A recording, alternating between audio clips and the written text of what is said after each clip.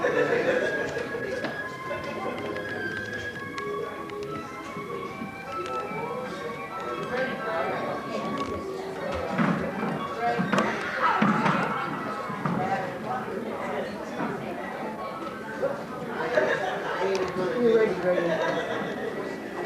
got it?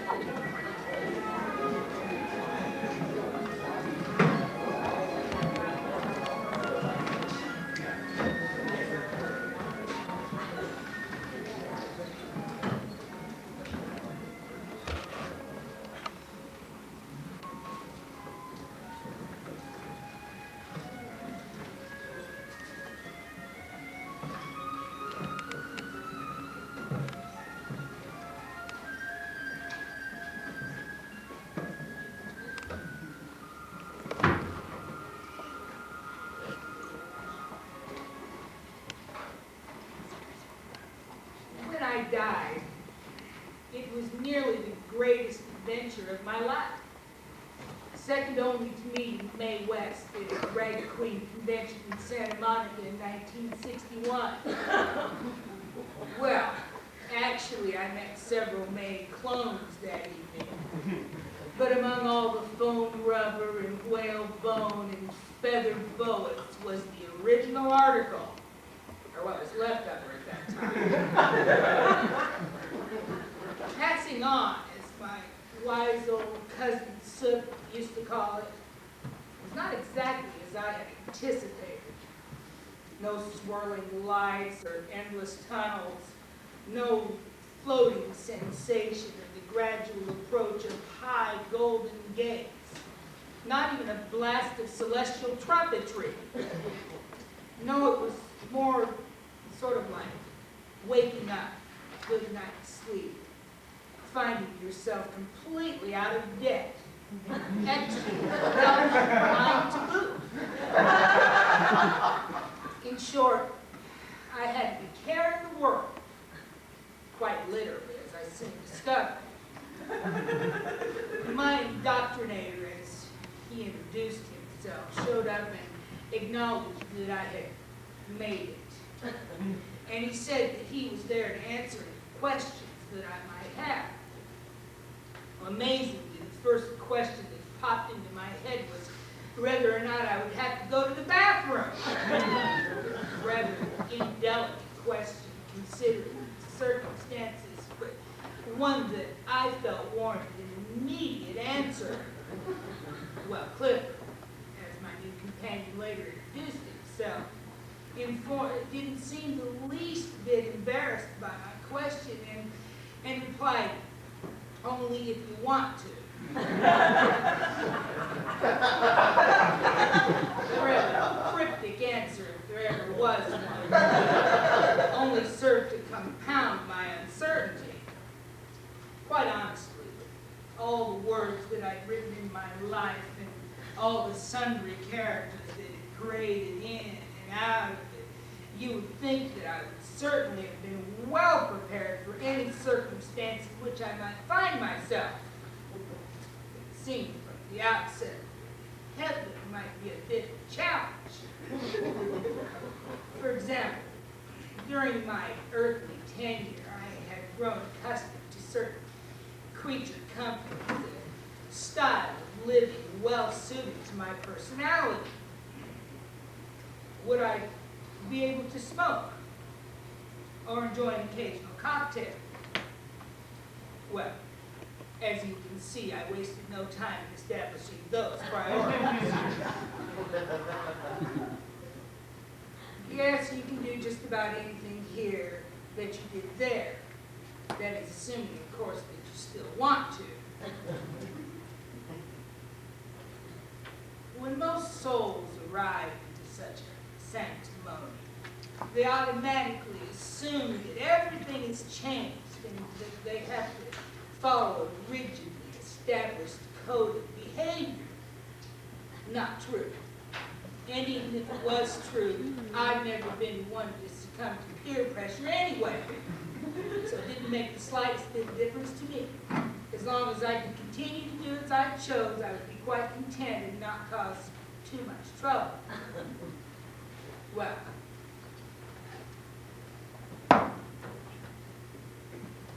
And let me tell you something. I told them exactly that.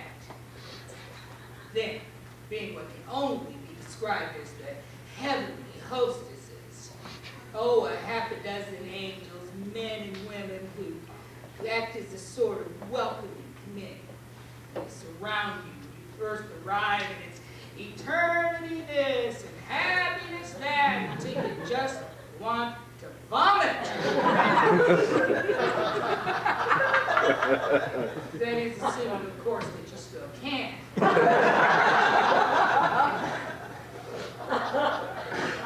And I'll tell you this, I haven't seen a single angel with honest to God wings either. I have to watch myself. There really is a God, you know, and he's so cranky. Luckily, I have a well-developed vocabulary, and I don't miss swearing at all. But I can't help feeling sorry for some of those wretches who made it up here, who simply relied on profanity to carry on a conversation when they were alive. Well, like I said, you can do just about anything you want here. But some things aren't nearly as fun. Smoking, for instance. I don't know where they get these cigarettes from. They just sort of appear whenever I want one. But they certainly don't taste the way I remember Marlboros. And another thing that's lost a great deal of appeal is masturbation. Oh, times when I could never have got to sleep without a visit from Mother Fist and her 5 daughters. Good Jackoff would just simply send me off into slumber. But when I tried it up here, it only made me nervous. I couldn't help feeling that someone was watching me, and they probably were, although I'm not sure exactly whom. Well, it just took every atom of enjoyment out of it, and I haven't done it since. So you see, there are certain concessions that must be made for an eternity of salvation. Oh, I suppose the rewards far outweigh the sacrifices. I have met the most fascinating range of people since I've been here. I mean, real reprobates when they were alive. I don't know how they made it through the gates. Either God is extremely forgiving or has a remarkable sense of humor and only included them for comedic relief. Whatever the reason, they're here. Had the most wonderful conversations like Tolstoy, Pasteur, Darwin. Oh, I was surprised to see you here too. But there are some real duds too. Elvis Presley.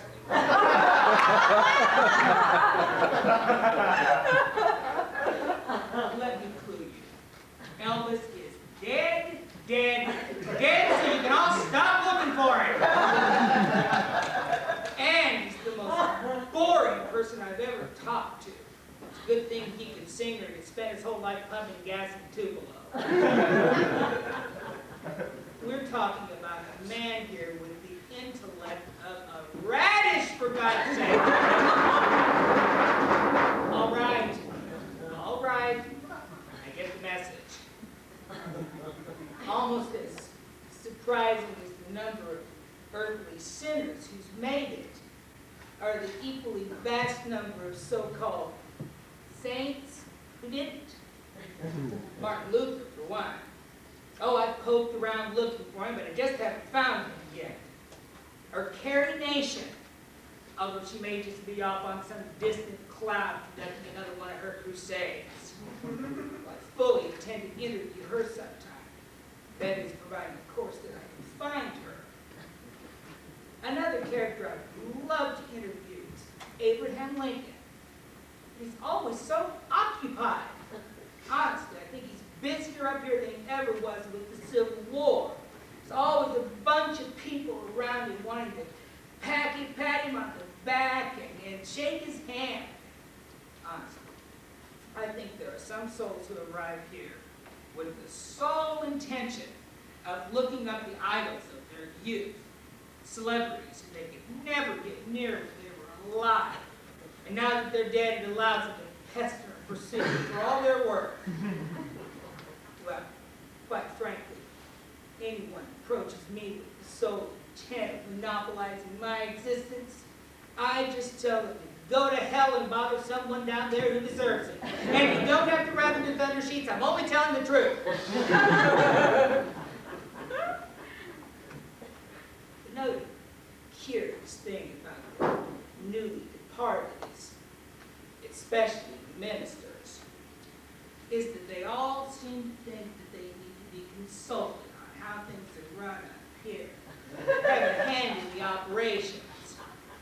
Without exception, they all realize that they had their shot down on earth, and that no matter how many souls they helped to arrive before them, that they're just the same as everyone else. I like that. Oh, they walk around with looks of wilting rejection for the longest time. I'm looking forward to my Billy Graham crackers. Always so full of itself. Those endless string of revivals that he has. I suppose it comes from hobnobbing with presidents and saving 50,000 people in a whack.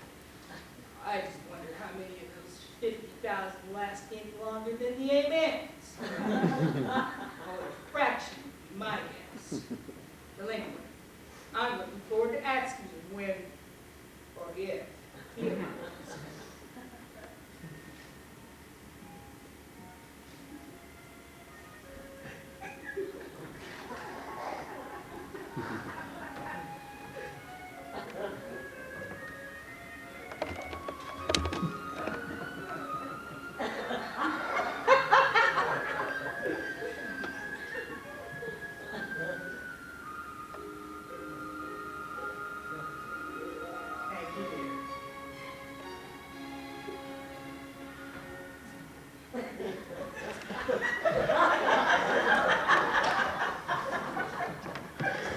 Now that's what I call a real angel. See what I mean about getting anything that you want? Well now, where was I? Oh, I just lose complete track every time he comes in.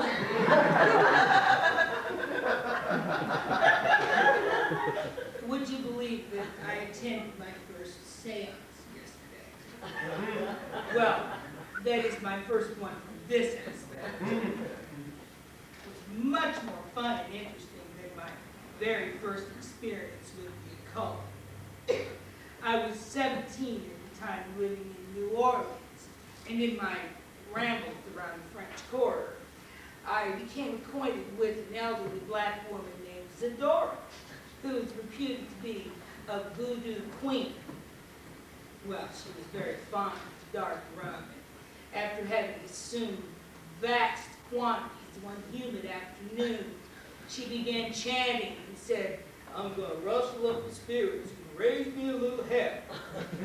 Well, I couldn't resist the temptation to be a witness to such shows such as this, and so I did the only sensible thing and poured her another glass of rum, which she downed the minute I released the glass. Well, she began chanting and undulating and looked for all the world like a large black cobra. This went on for several minutes, and then her chants turned into moans, and her voice grew louder and louder, and then all of a sudden her eyes popped wide open, and I was convinced that they were going to come right out of the sockets. And then her teeth drew back, and she gnashed her teeth, and she started hissing like a pressure cooker full of steam. Well, just as soon as her conjuring began, it stopped. She fell over backward on the floor, and no amount of shaking would rouse her. Well, I don't mind telling you, I was extremely disappointed. I had at least hoped to see some kind of ectoplasmic creation material. It seems that Isadora's reputation was based solely on hearsay and Jamaican rum.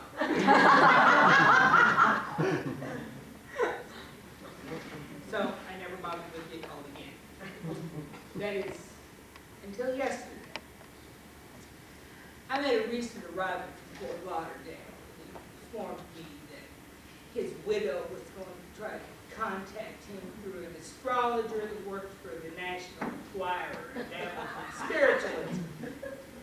Well, having had quite enough of his wife's relentless nagging when he was alive, he asked me if I would be interested in filling in for him at a seance. So, down I floated to the pink stucco bungalow of the Contessa, which I would refer to her as she is still employed by that august publication. And the Contessa seated herself directly across from the widow, Esther by name, and she grasped her bony, bejeweled fingers in her hands. The emeralds tinkled as Esther solemnly nodded her head, and the Contessa said, "Let us proceed. Manny Moskowitz," and I swear that was his real name. Manny, this is the Contessa Chanteau, Manny. And I'm here with Esther, Manny, and Esther wishes to speak to you, Manny. Well, at the mere mention of her name, Esther brightened considerably, as if anticipating the location of a long secret safe deposit box. Well, I sensed that her interest was not entirely motivated out of devotion or loneliness, and without realizing it, I groaned out loud. Well, the reaction was immediate from both women. They seemed startled. So I whispered, "Esther, Esther, it's me, Esther. It's Manny, Esther." Esther got a cute look on her face, and she said, "Contessa, that's not my Manny, Contessa. That doesn't sound like my Manny." Well, Contessa, still visibly shaken from her newfound skills, murmured something to the effect of, "The distances were great, and perhaps on the way Manny had caught a cold." Well, couldn't believe what I was hearing, and so without being able to hold it back, I blurted out, Esther, it doesn't sound like Manny because it isn't Manny, Esther. This is Truman Capote." Well, Esther got a puzzled look on her face, and she said, Truman Capote? Where's Manny?" "Manny's up here with me, Esther. And he doesn't want to speak to you, Esther. Not now, not ever." "And Esther, I want you to do me a favor. I want you to get your money back from this faker, although heaven knows you don't need it. And I want you to call the DA, Esther, just as soon as your spindly little legs will get you back to your condo. Oh, by the way, Esther, you forget about the missing bonds and T-bills. Manny said he gave them to a Gentile charity." Well,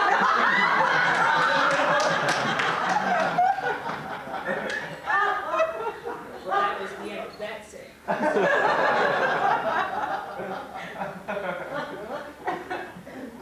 I suppose while I'm here, I should fill you in on the details of my untimely demise. It was first suspected that I had committed suicide, and quite honestly, I had considered it several times during my tempestuous existence. As a matter of fact, the prolific artist Mishma once wrote of several prominent people who were destined to kill themselves and listed me among them. Though I never could really understand how I came to that conclusion, a few times we endured each other's company, the tone was always jovial. But I could never have the courage to do what he did. I mean, ritualistic disembowelling is so unpleasant. By the way, Mishma's another one I haven't seen out there. Although I may just not have found him yet. Well, anyway, it was August 25th, 1984. and I was at a party at my friend Joanna Carson's house. Those of you who keep track, she was Johnny's second wife. She's probably up to 6 or 7 by now. Anyway, Joanna was having this perfectly marvelous party with a wonderful mix of people. Not the usual bunch of zombie fine affairs such as this. Joanna was always very careful with her guest lists. Well, I'd been there for several hours, and between all the sparkling conversation and champagne and the rich foods, I decided I needed to take a nap. So I went upstairs to lay down. Well, I was so keyed up from the events of the day that I decided I needed a sleeping pill to help me relax. Well, Joanna had several to choose from on her nightstand, and after determining which one would be the least harmful to me, I swallowed one. Only one. Well, maybe it was 2, not a whole lot full the way those ghouls would have it. And I settled back to rest. Before long, I was asleep, having a remarkable dream. I was in a small cafe in Rome, and I say remarkable because Rome was never one of my favorite cities. Too noisy and dirty, and full of pigeons.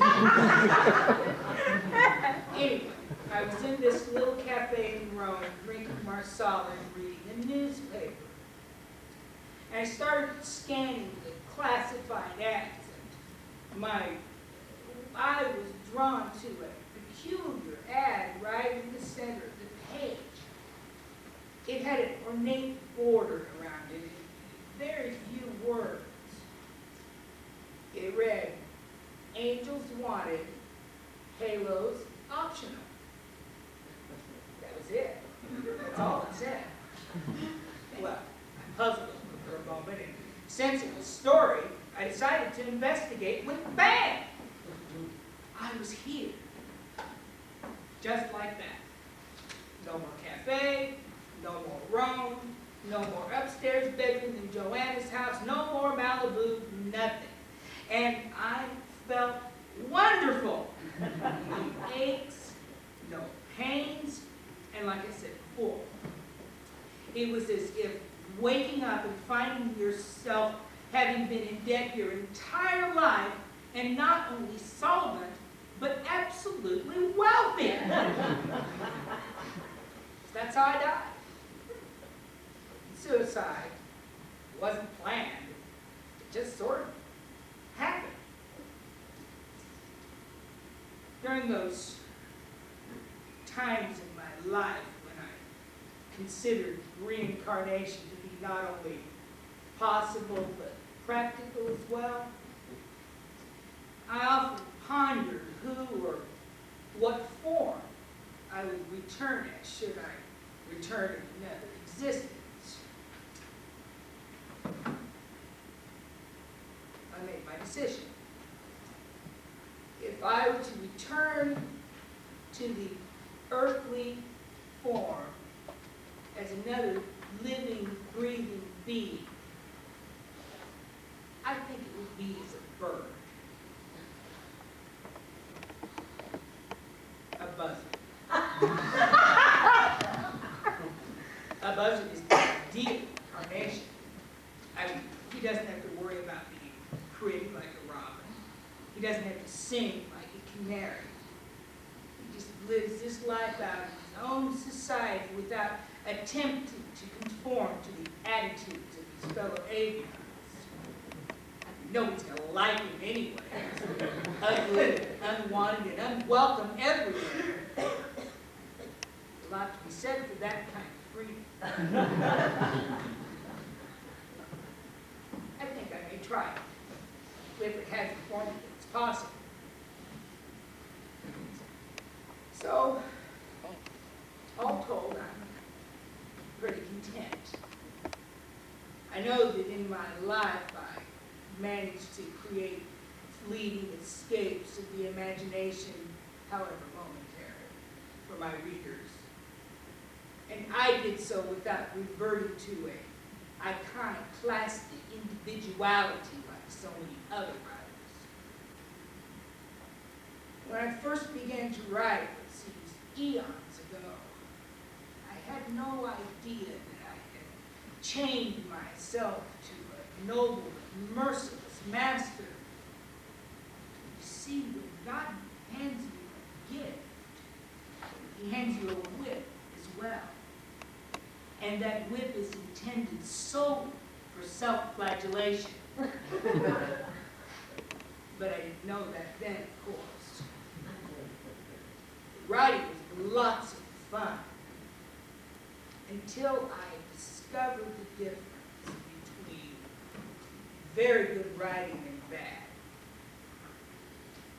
And then I made an even more alarming discovery, the difference between very good writing and true art. The difference is subtle, savage, and then the whip came down. Now with the benefit, the sense of retrospection that only the freedom of death can provide, I now understand fully the wonderfully shaded nuances that make up any individual existence, more so than I could ever learn with writing a library of volumes. So I'm content to remain here with my newfound and rather satisfying freedoms. And of course, the whip God gave me. But if you should look up someday, see a buzzard perched lone and aloof, uncaring high in the branches of a thorny tree, perched and peering like the sentinel of society itself,